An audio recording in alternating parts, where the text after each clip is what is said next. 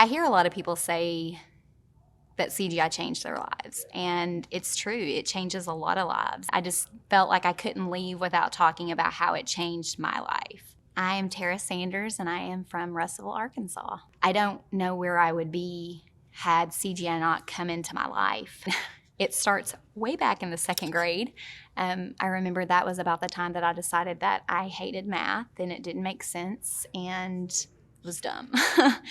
And literally the rest of my education was consumed by what math classes do I have to take? What math teachers am I going to have? How can I eke out a decent grade in this class? Who can I get to tutor me? What person can I go to for extra help? Who can I look off of for answers on the homework? Because I don't get any of this. Graduated high school, college was more of the same. I'm going to take the bare minimum math classes. I don't understand it. I hate it. Literally every problem in my life I could attribute to math in some way. Got a speeding ticket? Hey, there's math. Late for school? Hey, that's math again. Math is just, it's not for me. And I became a teacher, and honestly, I was a mediocre teacher at best. I wanted to be a great teacher, but I just felt like I was not equipped yet to be a great teacher. And then CGI happened, and I say it happened. It happened to me, and it literally changed the entire trajectory of my life. The entire trajectory of my life. We talk about how much CGI changes our students and the way our students think, but we don't always talk about how it changes us. My dream in life was to be a literacy specialist at our local education co-op. Well, I do work at that same educational service cooperative that I wanted to work at, but I'm not a literacy specialist. I'm a math specialist now. CGI empowered me. It made me not only understand math, it made me understand myself. It not only helped me persevere in what I do as a professional, but it helped me persevere in order to do the things that I want to do in life. So it not only impacted me as a teacher, but it impacted me as a person. And I literally cannot thank, I don't even know the creators of CGI, the original researchers behind CGI. I feel like I can't thank them enough for all the work that they put in all those years ago, not knowing that in 40 years it would be impacting teachers the way it is now. And I just feel like that's why I came back today, because I just felt like I was doing them a disservice by not coming back and just thanking them and letting them know that they are changing lives every day. When I left my year one CGI session going, okay, this is great and all, but how am I supposed to use a second grader's thinking to guide all of my instruction? I don't get that yet. Why is this a big deal? And I remember on the first day of school, I had run out of all those cutesy first day of school, get to know you type activities. So I was like, okay, I'm supposed to be doing that CGI thing. So you know what? All right, let's give it a try. And I remember gathering all my second graders up on the carpet and gave them all whiteboards, and I put some Unifix cubes in the middle, and I was like, okay, we're just gonna solve some problems. And I just started coming up with problems off the top of my head. And these kids, these same kids that the parents had come in and said, my kids they don't like math. They're not good at math. So just kind of, be easy on them or whatever. These same kids, I was asking problems, or I was giving them problems, asking them to solve, telling them they can solve in any way that made sense to them. And these same kids that were supposed to not like math were, when I was saying, okay, who wants to share what they did? Because at the time I wasn't big on, or I didn't understand focused inquiry. I wasn't a really purposeful questioner. I would just say, can you tell me what you did? Who wants to share?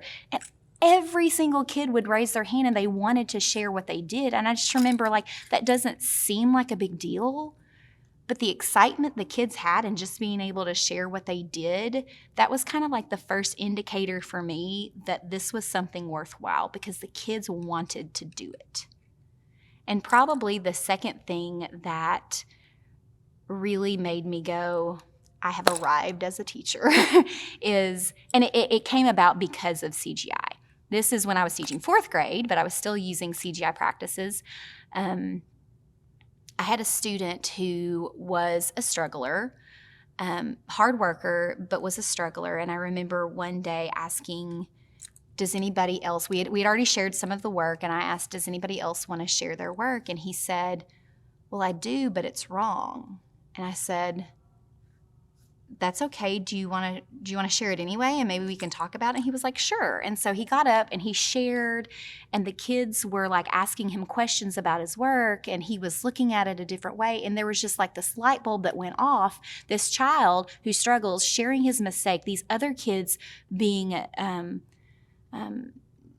there for him, asking him questions in a non-judgmental way. And it was just this beautiful little family.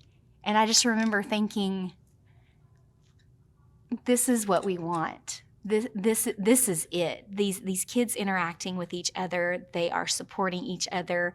This climate of mistakes are okay. This is what we want. And I never would have gotten there without CGI. It makes me more of an advocate for kids. You know, as a teacher in college, you know, we are taught to say all kids can learn.